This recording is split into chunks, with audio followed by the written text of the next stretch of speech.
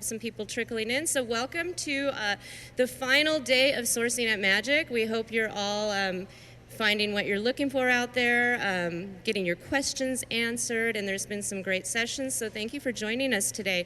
The topic this morning is we're going to be talking about defining your brand voice and protecting your intellectual property, which is a very important part of that. So we have two fantastic speakers today. We have Frances Harder, who is the author of Fashion for Profit. She has been working with many brands for several years as a consultant, has designed her own line. I can let you guys speak about yourselves better than I can. I might bore everybody to death. It's okay. And we have Syama Maher, who is the CEO of Scaling Retail, who is also an amazing wealth of knowledge in the industry. And Syama, do you want to say a few words about yourself?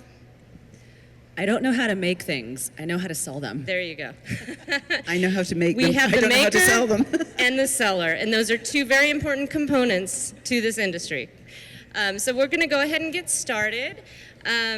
You know, one of the most important things, so we're going to start from the very beginning. You know, you're developing a brand. First of all, how many of you are launching a new brand? How many of you are at the beginning stages? Very good. I'm kind of assuming that's why a lot of you are here. So market research, you know, defining who you want to be, who is your target market.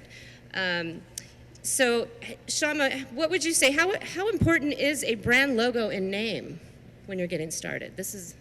Yeah, I think it's one of those things where in the beginning stages, I don't know how many people say, I'm just going to put my toe in the water and see how it goes, and then I'm going to invest a little bit more and see how it goes. When it comes to building a fashion brand, you actually can't fake the funk. If you do not launch with something that is brand and consumer ready, you actually have failure to launch. And when it comes to launching a fashion brand, you launch just that one time. And unlike the tech industry where one thing has to work, everything has to work. So having the right logo, having the right brand name, being able to really position yourself to launch really in a very strong way means investing in the resources so that you can launch with a bang. Because obviously you're not going to do a press release and relaunch your business 2 or 3 times, right? You have one shot to really make an impression. Absolutely. And Frances, I know you've worked with a lot of new brands in this beginning stage. And what is the best advice that you give when you are building that brand and coming up with a name? I would say research and making sure you understand the industry, understand what it is you want to make. You maybe have identified a niche, but you need to understand, okay, that's your niche. What is it you're going to make that makes a difference? As we know, there are plenty of brands out there, so you really have to figure out how you're going to fit in, who's going to buy it. So I would say think about doing, I start off, I know you need to do a business plan, start off with an investment deck, and it's easy to put in a PowerPoint, answer some questions, and that will lead you to putting a business plan together. The other main thing is resources. You really have to have a budget. How much money have you got? It's very difficult to start a brand, a new company, without the resources. However, these days, and I'm sure that Syama would agree, is actually a very good time to start a business, because with all the social media and selling online and selling direct, all the technology that's involved, being able to cut, you know, small units, so on-demand manufacturing, there's some really good things that are happening. So do your research, know what you want to do. And detail as far as clothing is concerned, you've got to do your research. If you don't know how to make the clothing, check out anybody that you're working with. Lots of people out there, and we hear this time and time again, that you innocently go to someone and they tell you they can do something, and suddenly you find out they don't. So it's cost you money, it's cost you time, it's cost you resources. Check them out and get some recommendations, references from anybody that they're working with. That's a big warning sign. So, you know, you're starting a brand and you're trying to come up with the perfect name. What do you think, Syama, of using your own name for your brand?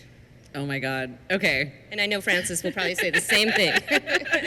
So the first thing is I just said, oh my God, right? So like that should automatically tell you like,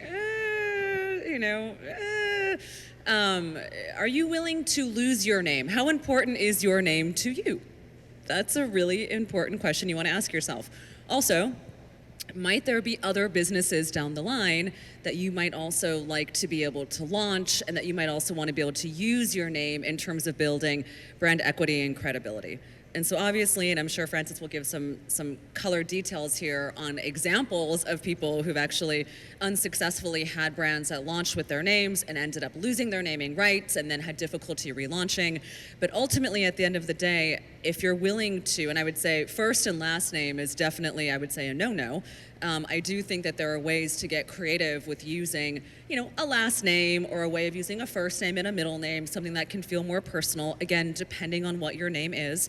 But generally speaking, my preference is to really use names that are not really so associated with you. This allows you the opportunity to build up your brand, whether or not you want to be front and center of that brand or you want to be behind the scenes. I think it gives you a lot more flexibility.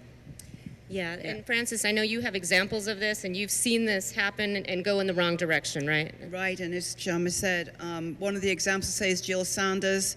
There are lots of people who have started a brand and they've lost the name. So make sure that you do your research. Don't choose a foreign name. There's nothing worse than coming up with a French name or a name that you can't pronounce. And it doesn't necessarily have to mean anything. Think of Nike and Guess or Gap. That doesn't translate to anything except they've built a brand around that name. So thinking of a name is the first thing, making sure that people can pronounce it. I've had so many brands who've come up with French names and no one's going to remember it. You'll see something on a jacket and you want to remember it. Oh, that's a whatever. So think of something that really rolls off the tongue, easy to say, and can be translated and easily understood and recognized. And I'm wondering if maybe we should just touch on a little bit in case you're wondering, what do you mean by they've lost their name? So, and I know, Francis, you work as an expert witness on a lot of court cases too, but losing their name, can you just give them a little... Well, what happens if you do really very well and you become successful, then you can be bought out and then you can't use your name because your brand has been bought. So purchased. So you've got to be thinking, or you go bankrupt. So you don't want to use your name and have that opportunity of losing it. So really think about the position of your brand, who it's targeted to, and think of a name not associated with you. Or Syama said, think maybe you can use your first name or even some sort of adaptation from it. I think what's interesting is, and Francis mentioned, an acquisition of your company. And for many of you guys today who are kind of formulating what your end game is, which is a really important part of being an entrepreneur and an investor, or being an entrepreneur and looking for investors, knowing where you want to finish and kind of working backwards from that is really important. All too often, companies will launch without a very clear direction in mind, and that really leads to erroneous spending, timelines that never get reached, key performance indicators, so KPIs and metrics that you don't actually know what they mean because you haven't actually solidified a strategy. So yes, our goals at the end of the day might be to have an acquisition, right? And there are plenty of small companies that have been able to be acquired. One of my old clients recently got acquired, really exciting, small company doing, a few $1 million a year. But no matter your size, if your end goal is to have an acquisition, then going in with your brand name as your own name, right, really proves to be very detrimental to the future of your own business building should you choose to, want to use your name for something else. Yeah, that's a very good point. So as far as developing a brand positioning in this marketplace, we know there's a lot of product out there. There's a lot of similar stuff being produced. What would you say, Syama, as far as, do you have any advice on developing that positioning in this crowded marketplace? So one of my favorite things to say, and if any of you guys watch any of our Scaling Retail YouTube videos, I'll say it a lot, which is, yes, there are oversaturated categories, but there are undersaturated voices. And in the last 5 years, we've seen the rise of being able to address very micro niche communities. Really, as Francis said earlier, in terms of where social media and kind of digital communication and collaboration is coming from, you now more than ever have an opportunity to reach a consumer that maybe you wouldn't have in the past. And so when you start to think about, well, is a t-shirt just another t-shirt? What you actually need to ask yourself is, what is my unique voice, and how do I actually choose to communicate to that audience? What is it that I know intrinsically, right? If I'm a small company of one and I feel like I'm creating something for myself, what is it that I know that I can leverage? So undersaturated voices are still huge. There are so many micro communities with the rise of niche influencers, micro influencers. This is really the time, I would say, to develop a strong voice. And when I say positioning, I really mean, how are you speaking to and carving out a place for yourself for this unique audience that you feel, right? Because obviously it's pretty audacious to say, I'm going to start a company, right? So obviously you think pretty highly of yourself to think that you have the right to put something in the world. Clearly you think you have something to say, right? So can you really refine what it is you have to say to that particular customer so it lands? Absolutely, good point. And I just want to touch too on a little bit of, as I mentioned earlier, Francis does a lot of expert witness work in court cases pertaining to the apparel industry. And I think this is really important when you're getting started too. So do you have any, little stuff you're allowed to speak on, just to give examples, just to kind of guide them on avoiding mistakes that could land them in court? Well, I think one of the biggest ones that I'm an expert on are, unfortunately, colleges still teach that if you scan in a design or a pattern or textile design and you change it 30%, then you can claim it as your own. You can't. If it looks the same, it is the same. And you'll also, I've put tracing paper over the original one and placed it over the copy, and you can see exactly where they've manipulated it. And you're heading for a huge lawsuit. So don't get tempted to take other people's design, change them as you think, and think it's yours. No, you can't. So be original, because those types of suits are numerous. And who gets sued in that? You get sued. The retailer gets sued for any profits plus damages. So be very careful about not choosing prints and saying that they're yours. Be very, very careful about that. And if you do have something original, copyright it. You can do it online. I think it's like $250. Make sure also when you're choosing your logo, trademark your logo. So that's another, it's a sort of obviously it's something you can do, which is part of your setting up your own business. But there are other things you'll also need to be thinking about. Incorporation, what kind of a corporation you're going to be having. Are you going to be sole proprietor? I would recommend maybe sole proprietor in the beginning, or are you going to incorporate, which will also protect you?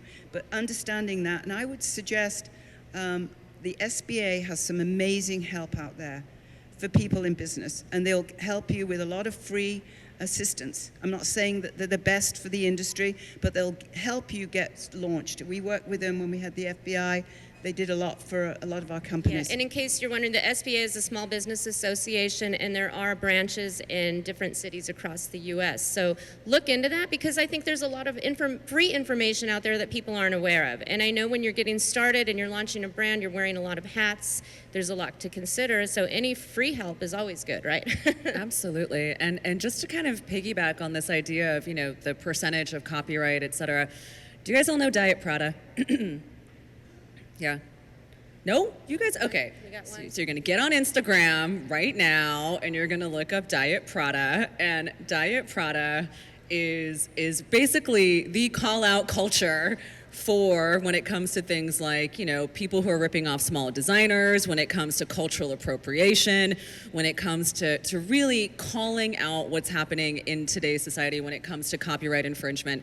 And I would say beyond lawsuits, just in terms of cancel culture and the shame of, what it might mean to be found out that you're ripping off someone else. And, even if someone's ripping you off, you have outlets and ways of kind of publicly getting these sorts of things out there. And I think that more often than not, we're seeing a lot of these bigger designers, bigger companies getting into a lot of trouble for, taking designs from interns and from other sorts of, young independent fashion designers. So aside from legal ramifications, there is also culture shaming.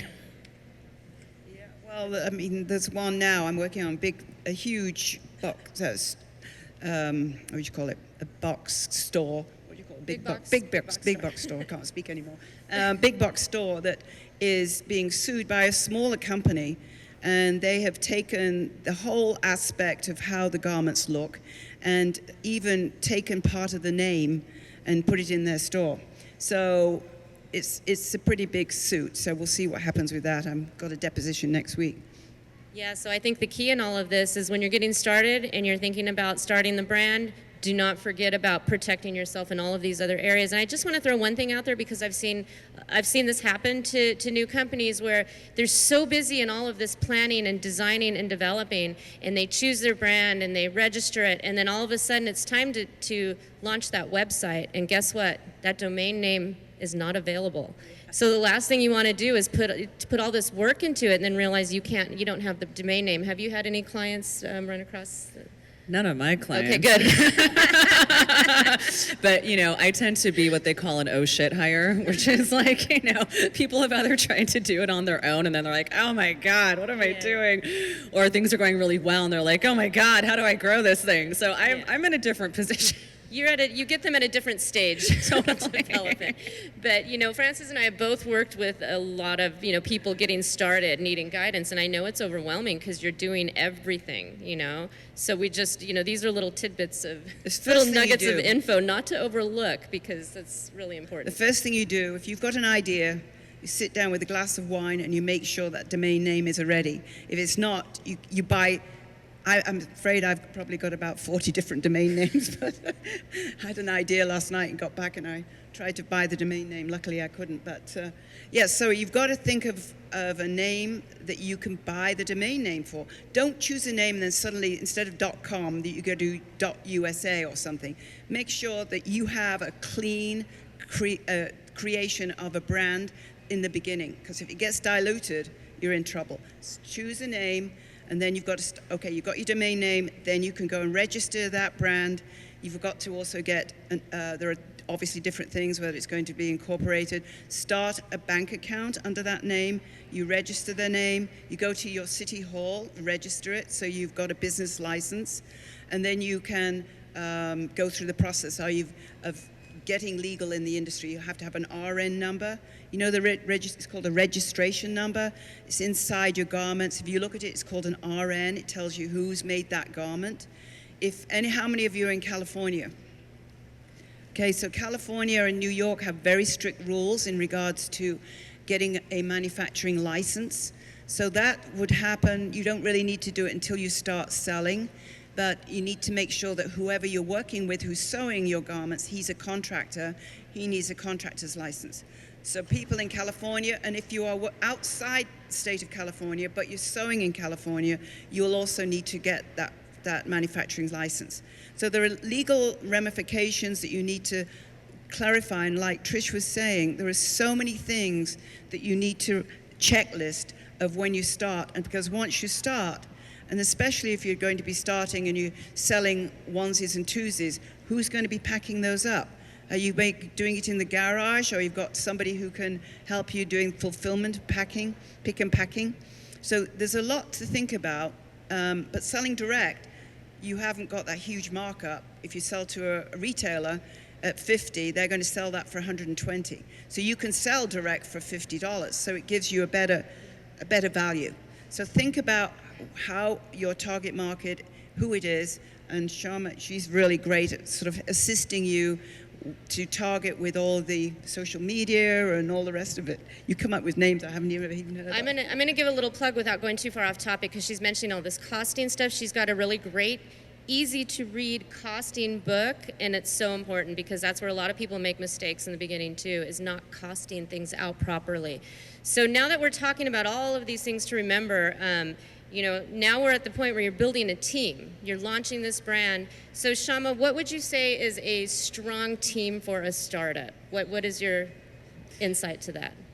What's really interesting is when you're a company of one, right, or you maybe have a co-founder, one of the first things that I don't think people recognize is understanding your own core competencies as a leader, right? What is it that you actually bring to the table? Like I said before, it's pretty audacious to come out there in the world and say, hey, I have this thing, I have this idea, right? You're gonna wanna buy this from me, you're gonna wanna listen to what I have to say. We're all pretty audacious up here. And when it comes to really figuring out what your core competencies are, that's really a place where, you know, your insecurities and your lack of confidence in certain areas can either be your biggest ally, or it can really steamroll you and defeat you depending on how you approach it. And I'll be more clear. Make a list of the things that you're absolutely, without a doubt, very good at, right? The things that you would be hired for, right? Someone would pay you money to do that job. Make a list of the things that you're interested in, the things that you're curious about, and make a list of the things that you suck at, right? Do not go and take a digital marketing class for 6 months at General Assembly when your actual core competency is in product design. You are wasting your time as a CEO, right? Your job as a CEO of your company is to know enough about all the different areas of your business so you know how to hire, set measured goals, and be able to move the ship together, right? Sequencing is very important. So in the beginning, the first thing you do is you start with yourself. You're a team of one. What are you good at? What are you not good at? Who might you need to hire an agency for? Who might you need to hire a consultant for? Who might you need to hire an intern for? And I'll give you a really big secret. It is not, like I started off earlier, it is not about how do I put a little bit in and test it, right? Anyone who starts off hiring a social media intern when they have no communication strategy ends up with this crazy myriad of spider webs that go like this, right? You start off your launch on a very strong foot, hiring the right partners, hiring the right agencies, and then you start to build in your team, replacing those hires once you've established your positioning and your customer market fit. You can't fake the funk and fashion. We all know a t-shirt's gonna have 2 holes for an arm, a hole for my head, and hopefully my body goes somewhere, right? So when it comes to building out your teams, right, I would say up front, right, your costs into what's going to give you the strongest foot to land on. Give yourself 18 months with those series of partners and then start to backfill in with that cheaper talent, because now you actually have a cadence and a regularity and systems for that intern to follow. That intern's not qualified to run your social media strategy, but that intern might be qualified to see a social media strategy, see what's working, and replicate that over time. That's fantastic advice. And I think a lot of people try to cut expenses in the beginning in those areas thinking that it's saving them, and in the long run it's actually costing them because it's not a good way to launch your brand. So that brings me to the point of authenticity. And you know, a lot of brands, I've seen people starting out and they're very overzealous and excited, and they want to be everything to everyone, and they want to do men's, women's, children's, pet apparel. You know, I think staying true, especially when you're new, and being authentic. And Francis, what would be your advice on that? You know, maybe having a signature piece, or what would you say? I think that's right. Start small, and develop that, grow from that. So I would say, and also to talk about Syama's, what you were saying about absolutely get people to contract your work out rather than to try to bring them in the house in the beginning. Contract out work, consultants, or your social media, making sure. I had a young girl come to me and she wanted to go in the fashion industry, but I'm not social media savvy at all. But she knows a hell of a lot more. These young people know a lot more than I do. And she's working now not only with me, I've launched her into business actually, and she's working with one of my clients, Kim over there, and 2 other people. And she's changed her idea from being a fashion designer. Now she wants to be a graphic designer, and she's doing really well. So finding the right partners can be a real benefit. Of course, finding the wrong partner can destroy your whole business. So do your due diligence with whoever you're working with, as I stressed earlier on, whether it's someone doing your product development, sewing, making sure that you know precisely who it is that you are working with, and they can offer you the service that you need. Yeah, and we have a whole, there's I'm sure Syama can speak on this, like the Gen Z consumer market. There's a whole shift in how people are purchasing, what people are looking for in a new brand. I think, sustainability is at the forefront of a lot of these consumers' minds where it didn't used to be, right? So what would you say on as far as speaking to your target market and knowing who's. So it's really funny is that I'll hear this all the time. Who do you want to buy your product? Everybody. My product is for everyone, which it shouldn't be. So if that was something that you had in your mind, it's time to get really specific and clear, right? It's time to try to sell something to one person who's not your friend or family member and start to figure out who's actually your target audience. Now, here's what's really funny. What you start with, right, your hypothesis. So the first 18 months of your business are a series of well-conducted, likely costly hypotheses planning, right? You're saying, I think, again, audacity, I think that, and I'm hedging my bets here, I think that I'm going to launch with this customer in mind, with this strategy, with these influencers, and you're orchestrating this big, beautiful birthing of a brand. You don't actually know what's going to land, right? There's no amount of actually being able to future-proof who your customers truly are, because it is really through testing your hypothesis, through putting out the advertising, through testing with influencers that you find out. So when you say marketing to Gen Z, one of my first questions is like, well, is it Gen Z you want to market to? That's a good point. And do you know? And is it an older Gen Z? Is it a younger Gen Z, right? One of the things that we've been doing at our agency when we produce these brand DNA decks, and this is actually just so recent, is we've been adding in, how did your consumer quarantine? I don't know if you guys realize this, but there were huge economic differences in how people experience the pandemic. That is now a way that we look at targeting consumers, right? You can ask yourself, how did I weather the storm, right? So we need to put ourselves not in terms of traditional marketing household demographics, which are really honestly no longer valid, right? It doesn't really matter what kind of car they drive. People are taking Uber. It's like the whole thing of traditional marketing has really flipped. But we can ask ourselves very real-time questions, right? How did my consumer spend their quarantine? What were the kinds of images that they were posting? Interesting. Now that I know that, how can I reach that consumer, right? Were they hyper users on TikTok? Oh crap, I need to develop a TikTok strategy, right? Were they at home tutoring their kids, right? Then I need to develop an in-home strategy that's maybe going to be in the form of a direct mailer, right? Because they're not on their computer, because they're tutoring their kids. They have less time for themselves, less time to check email, etc. So I would say when it comes to looking at these like generational kinds of target market segmentation, you need to go into psychographic analysis, and really you need to get very basic and say like, all right, how are they choosing to approach travel right now? Right? Like we are living in very real time cultural shifts and changes. Data that you've been able to mine and look at in the last 12 months is going to be relevant, but data from the last 24 months, less relevant. That's a very good point.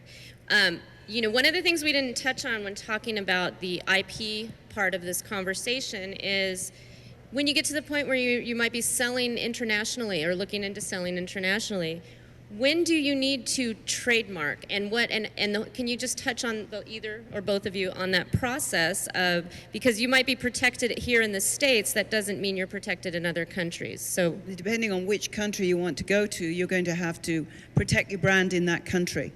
Unfortunately, each country has their own regulations except the EU, and it's like 21 countries that you can register your brand in.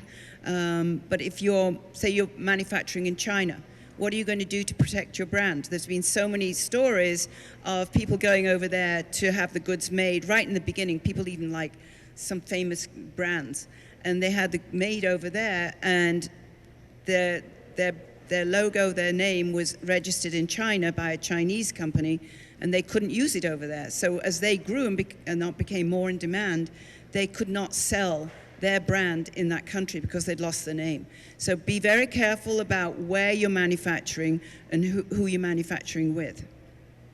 And Syama, when do you think is the time to look into this? So I look at it from an operational standpoint. As we're thinking about a distribution strategy, I've had clients who are I have a lot of international clients who want to launch in the US, and then I also have domestic clients here that are trying to figure out their next kind of footprint internationally. And so there are a couple of things you want to be looking at, right? The first is, and before you really invest, right, the very first thing I'd say is, are you getting any international traffic to your site? What is your advice on, like taking out ads on social media? Is that still, does that still have a good ROI, do you think?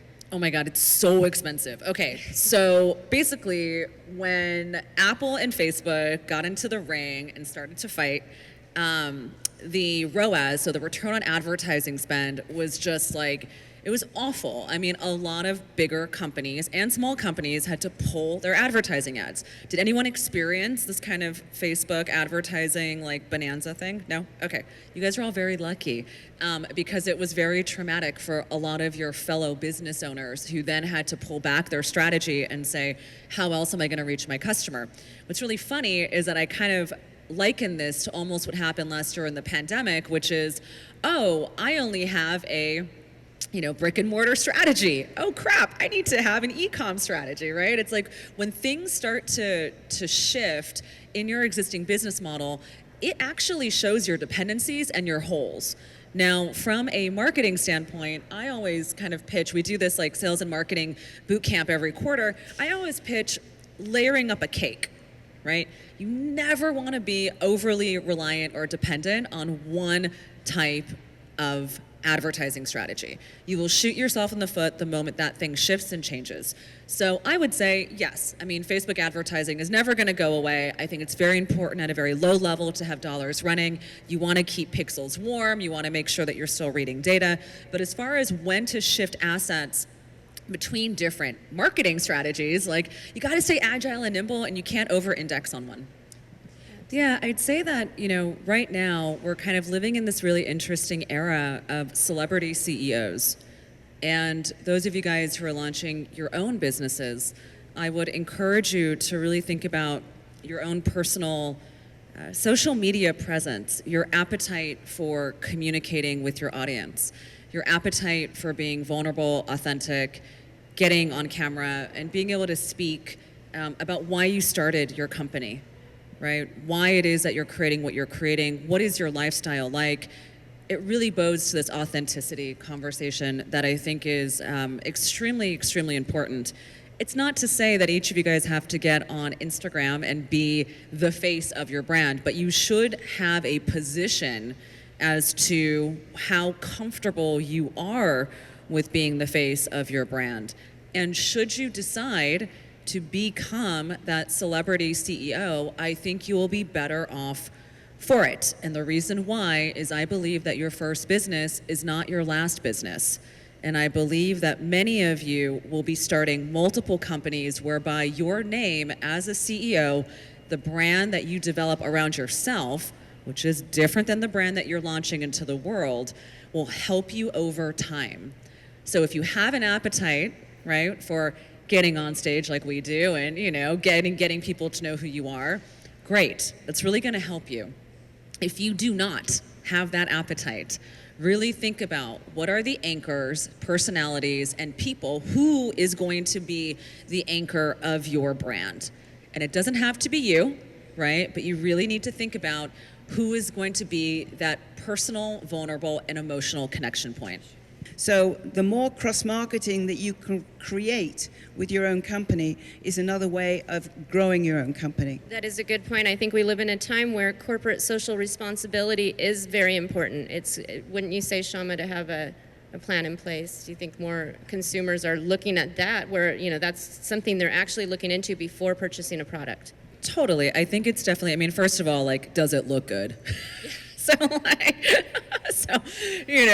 It could be the most well-sustained, it could be the super duper of sustainability and still look bad, right? So I'm kind of the mindset of your images have to look good.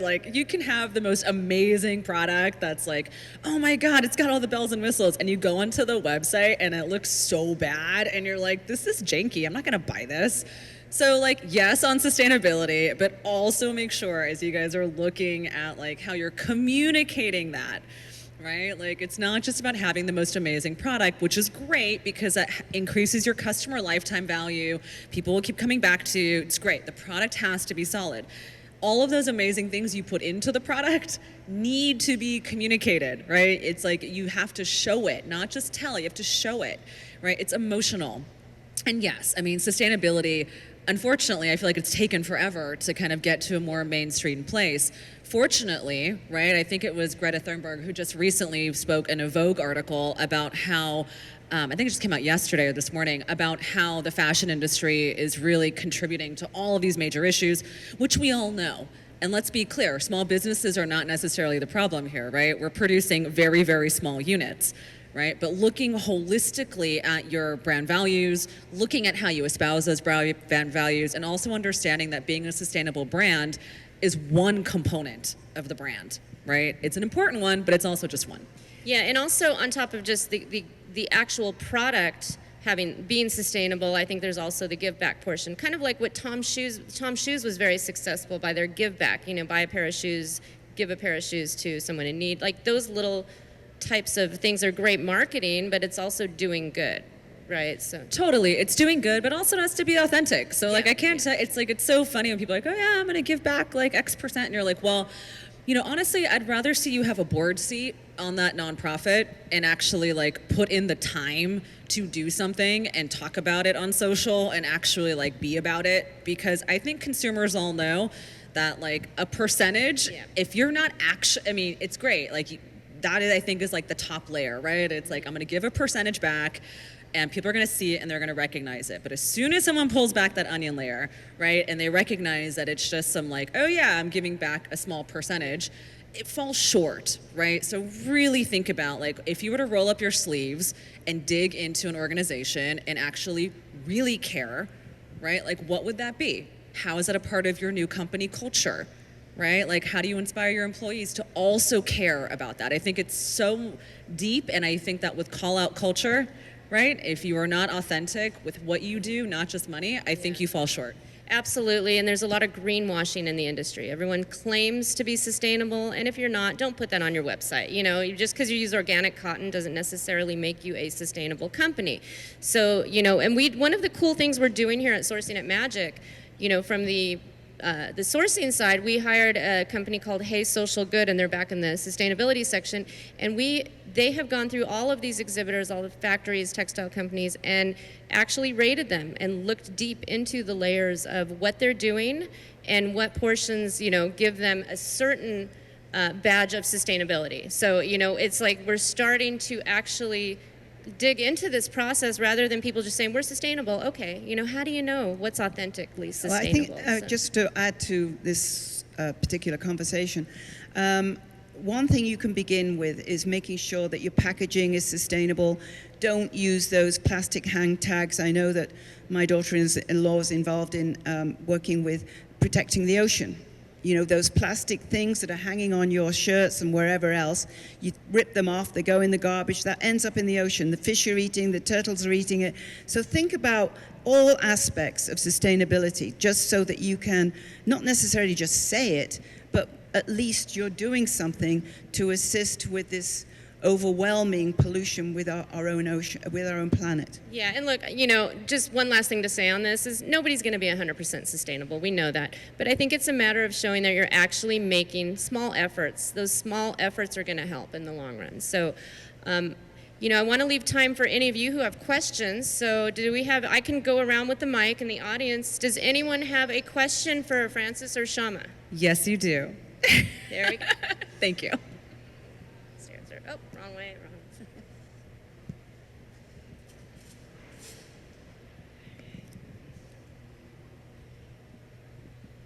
I should have put my mask on, I'm sorry. Oh, it's fine. Do I hold it? Okay. If you want. Yes, I'm fine. Hello again. Thank you for your talk today. I have actually two questions. One is about like the, you know, being original, about the prints.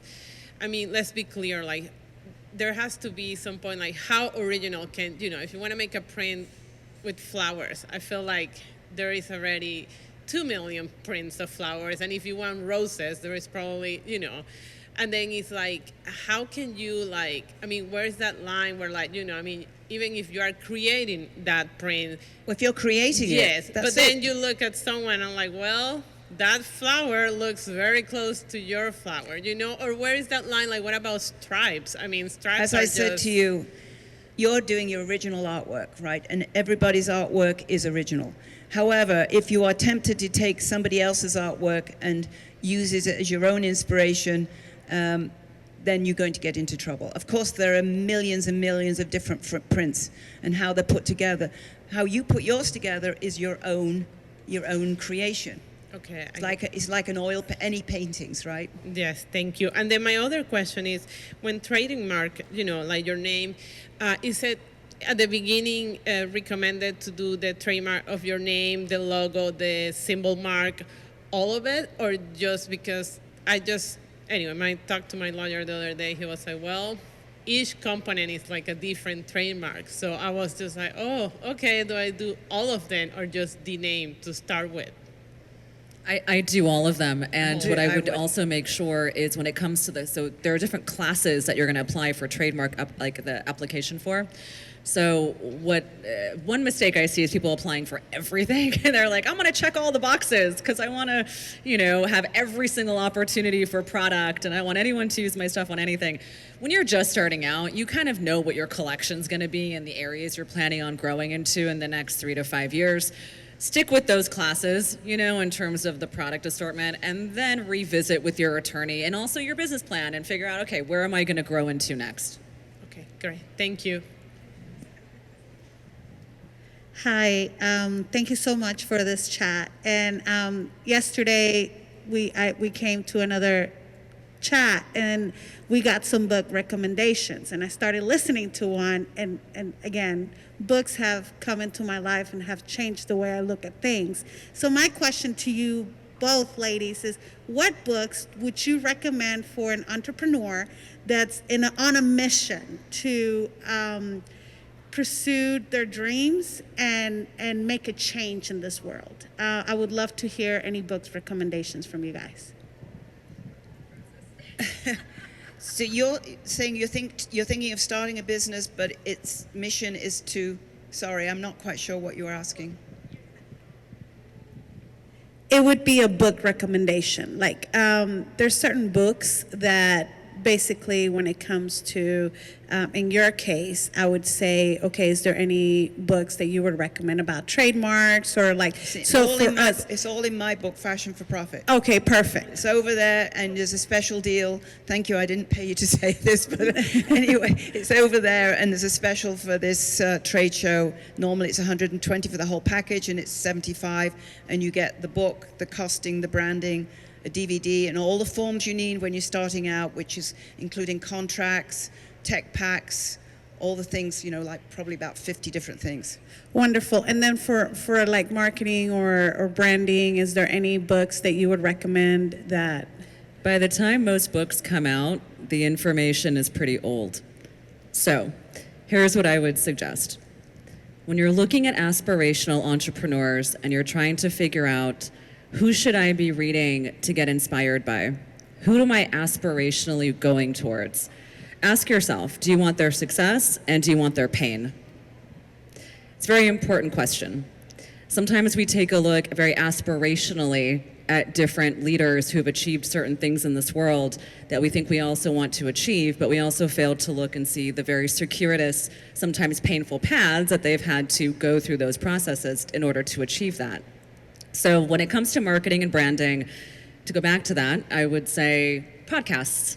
Listen to people who are actually in the field doing stuff, not people who are professors in ivory towers who are writing research papers, but really take a look at who are the marketers out there and what are they doing. And also keep in mind that there are lots of different kinds of marketing. There are people who are looking at creative marketing, there's growth marketers, and there's marketing at different stages of your company.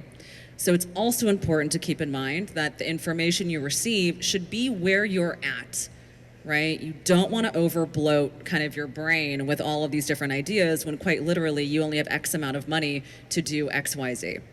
But ultimately, when it comes to being inspired and, books of leaders and people who you want to glean some information from, I would say it's really important to understand, like, what can I look to? Like, for example, Sarah Blakely, right? We all know of her story of Spanx. right? It's very important, and she's such an inspiration to so many people, right? She has this come up story of like, and I hit the ground and I did XYZ. Now, some people might see her story and find themselves in her, and other people might say, oh my God, I want this, but how am I gonna achieve and do all these other things? So as you're kind of cherry picking, right, entrepreneurs and leadership stories, make sure that you fully understand, like, wow, okay, do I really want that? What do I want to take from the story that I can apply for my own? I love the idea of the podcast too. I've gotten really into those in this past year, so because you can get all these snippets of information, without just focusing on one long read. I mean, so here's what's interesting. Like, when you think about the way salespeople make money, right? They make money, typically speaking, based on a commission of what they're going to sell, right? Plus potentially some sort of retainer. So in terms of the checklist, Francis, I'm sure you can jump in and say we need all these things, but in terms of like your readiness, this is really important. This is like the precursor.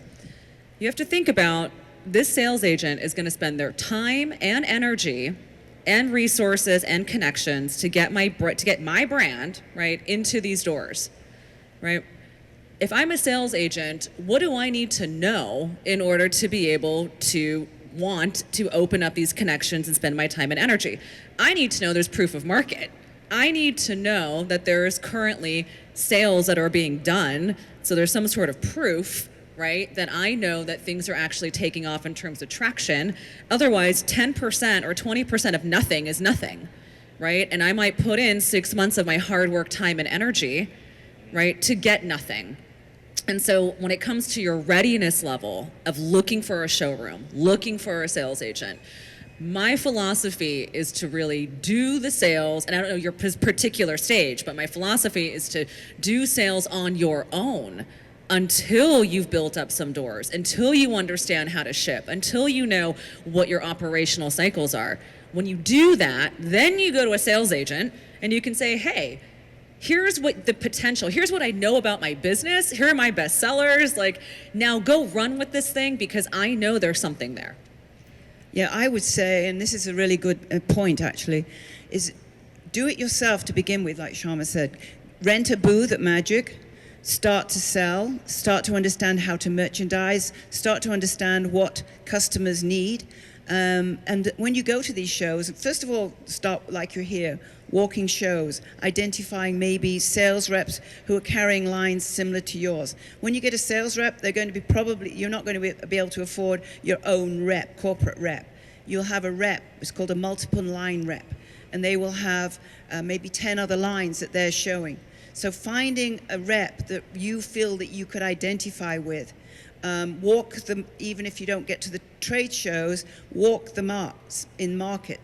Don't bug them, by the way, when it's selling time. So you can understand and you can start to look at how they identify themselves and present themselves. Are they people that you want to work with? So like Syama said, you'll be paying probably 12%. Unless it's accessories, it will be 15%. Then they will be asking you for a showroom participation fee. So that's supposedly to help them with the rent. So that would be maybe in LA, it's around about $800 to $1,000 a month. Then you think of New York, it could be $2,000 a month. So think about, do you have that resource? And choosing the wrong person to do your sales, there's a lot of scams out there. I got totally scammed I had a line of children's clothing and was selling in LA, and a rep wanted to take it in New York and took it to New York. I had to have it made and everything, and I didn't hear anything, and I had a friend who was a designer there, and she checked it out. She said, your design's there, but not with your label in it. She'd taken my label out, put somebody else's label that she'd been working with and that knew that they could afford it. I was new. She didn't know whether I had the resources. Well, that's what I think. But anyway, you really need to check out everybody. I know I keep saying this, but there are so many horror stories that we could, not to depress you, but if you're on it and you're organized and you've got a plan and everybody you work with, you can find the right people to elevate your own sales. I think I'm at the point where I can get this booth at Magic, but I don't want to mess up the sale. So I'm like, yo, I just get somebody that's a pro to do the You talking won't mess for me. up the sales. You won't No. mess up the You sale. won't mess it up because if you don't have the so when people are too scared to do their own sales, they shouldn't be in business.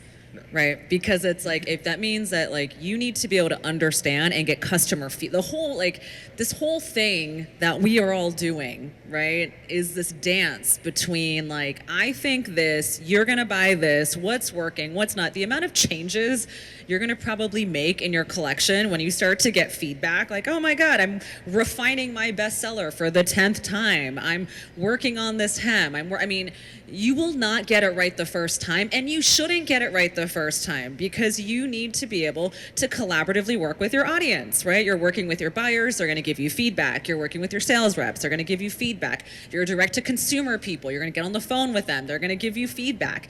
If you cannot get feedback or stomach the feedback, then you're not going to be able to make the changes to make your business successful for the long term. There's no long-term viability.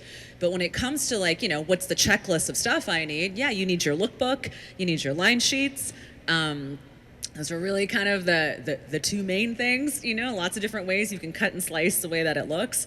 But those are really the two main assets that you need. But beyond those two things as selling tools, videos are a really great way in order to showcase and sell a collection.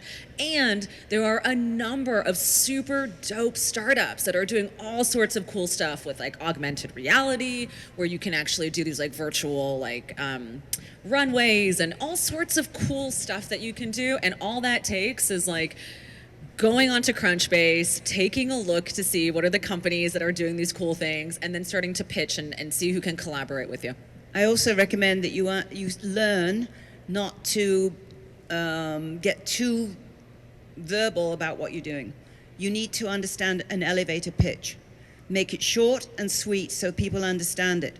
I can't tell you how many people we meet and we say, okay, what is it you're going to do? And they'll go on and on and on and on. No.